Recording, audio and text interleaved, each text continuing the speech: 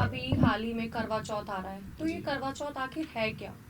जी, हमारी सनातन संस्कृति में, हिंदू संस्कृति में बहुत से व्रत हैं, त्योहार हैं, पर्व हैं, जो कि हम सदियों से मनाते आ रहे हैं। कुछ तो ये परंपरागत हैं, कुछ शास्त्रोक्त हैं और कुछ स्थानीय हैं। इसका अर्थ आप समझते होंगे। शास्त्रोक्त उसे कहते हैं कि जिनका वर्णन शास्त्र में है, ठीक। परंपरागत ये कहते हैं कि जो हमारे बुजुर्गों ने चलाए हुए हैं, किसी न किसी कारण के वश। कुछ स्थानीय त्यौहार हैं, जैसे लोहड़ी का पर्व है, ये स्थानीय त्यौहार है।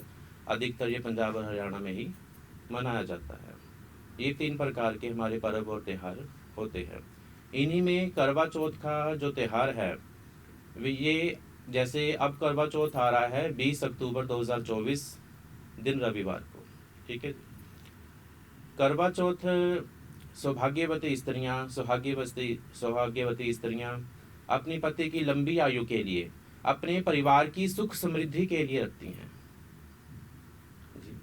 और यह पर्व, यह त्योहार, यह व्रत बड़ा ही महत्वपूर्ण है, क्योंकि इस दिन को कर्क चतुर्थी भी कहते हैं। चंद्रमा पूर्ण बली होता है। चंद्रमा का जो प्रभाव है वो सीधा मन के ऊपर है। हमारा मन शुद्ध रहता है इस व्रत के करने से, और शुद्ध मन के साथ कोई भी अगर मनोकामना की जाती है, कोई भी त्योहार मनाया जाता है, कोई भी दान पुण्य किया जाता है, जब अनुष्ठान किया जाता है, वो अवश्य ही सफल होता है। ऐसी हमारी मान्यता है। आचार्य जी, जो एक करवा चौथ है, इसका कोई खास महत्व है? मतलब इसे रखने के पीछे कोई कथा या फिर कोई खास महत्व? देखिए, लौकिक कथाएं बहुत सी जुड़ी हुई हैं इसमें। जैसे हर करवा चौथ में शाम को स्त्रियां बैठ करके कथा करती हैं कि एक साहूकार के घर में उसकी नई ब्याही हुई जो लड़की थी, उसकी पुत्री थी, वो आई, और उसके 7 भाई थे, ठीक है। 7 भाई थे, तो उसने करवा चौथ का व्रत रखा। उसको कहा गया कि ले भोजन कर ले, तो उसने भोजन करने से मना कर दिया। भोजन करने से मना किया तो उसने पूछा क्या कारण है? कहती आज तो करवा चौथ का व्रत है, मैं आज भोजन नहीं करूंगी। तो भाइयों से देखा नहीं गया कि हमारी बहन भूखी मर रही है भाई, हाँ जी, तड़प रही है भूखी। उनसे देखा नहीं गया।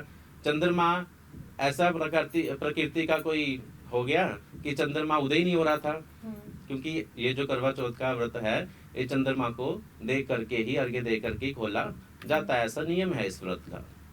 तो चंद्रमा उदय नहीं हो रहा था, तो उन भाइयों ने क्या किया, एक दीपक जगा करके आगे पर्दा करके उसे चंद्रमा का रूप दे के उसका व्रत खुलवा दिया।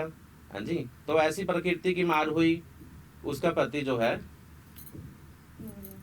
चला गया, ठीक है। तो उस कथा में ऐसा वर्णन है कि उस स्त्री ने वो अपने 1 वर्ष तक इस व्रत का पालन किया। 1 वर्ष तक सुबह सूर्योदय से पहले खाती थी और शाम को उस व्रत को खोलती थी, ठीक है जी। तो मतलब उसका पति द्वारा जीवित हो गया। ऐसा ये लौकिक कथा है, किसी पुराण में नहीं आती। बोले ये शिक्षा व्रत कथा है। कहने का मतलब ये है कि अगर इस व्रत को आप करो तो पूर्ण नियम से करो, अथवा इस व्रत का करने का कोई फल नहीं है।